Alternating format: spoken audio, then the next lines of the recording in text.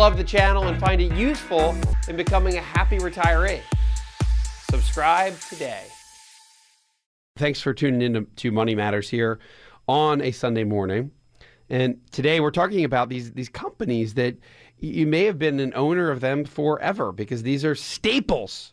The definition of a staple is a company that sells something that is a staple in our home that you just buy, like flour. That's a staple. Bread, that's a staple.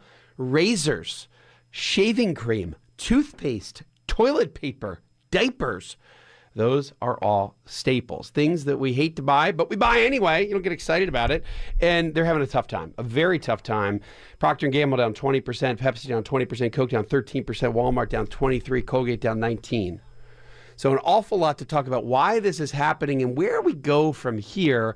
We're talking about how such a tough sledding for the consumer sector. Coca-Cola and Pepsi and Procter & Gamble and Walmart and Colgate, Palmolive, all down anywhere from 13 to 23%. And there are plenty of reasons to say why this has happened.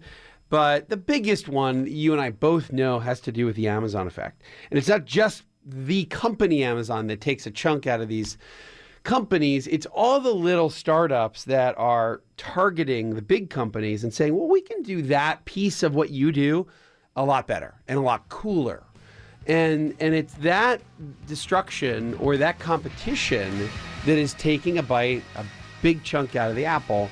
And I want to go through that here today. So and the topic is the consumerism and how we shop as a country, and that we are a country of consumers. It's the 71% of gross domestic product is the consumer here in the United States. We've gotten extraordinarily decentralized, and that's the phase that we're in. I want to talk about those habits and what it means for companies that are in that space. The topic of today here has to do with consumerism and how it's decentralized. You've already heard me talk about the staple ETF XLP down 15%. Off of its high.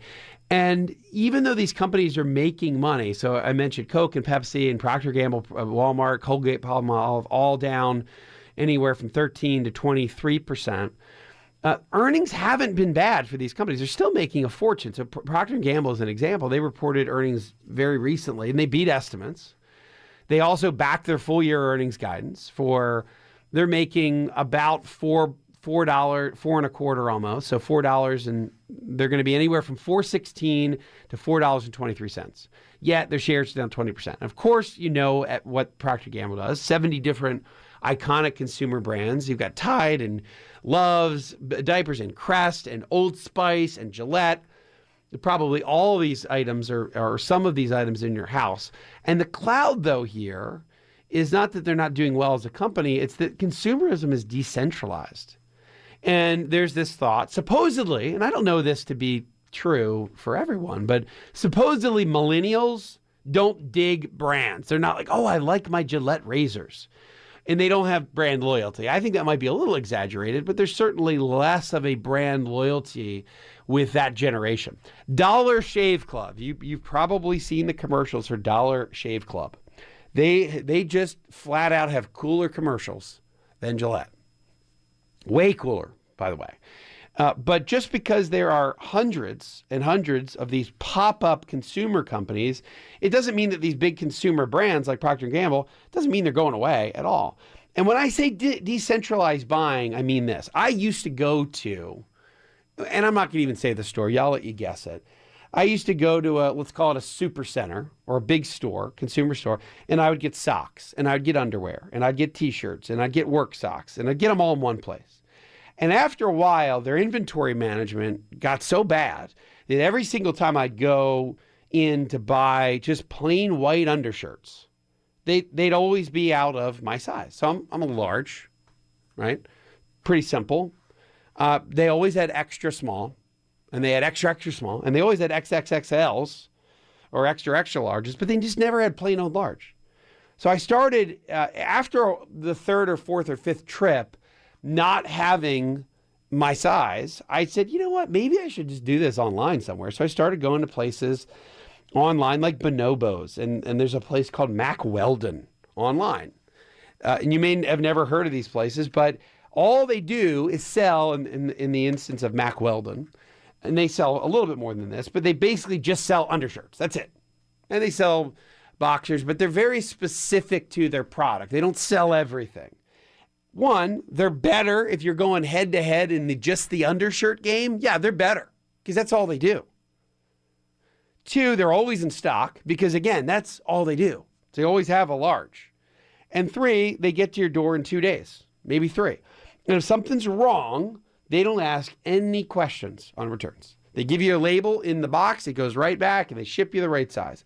So once you start with one online retailer, your browser gets full of all these other decentralized options. So now, all of a sudden, you get bombarded with ads, Bonobos instead of J. Crew. Bombas. I buy socks from a company that just makes socks.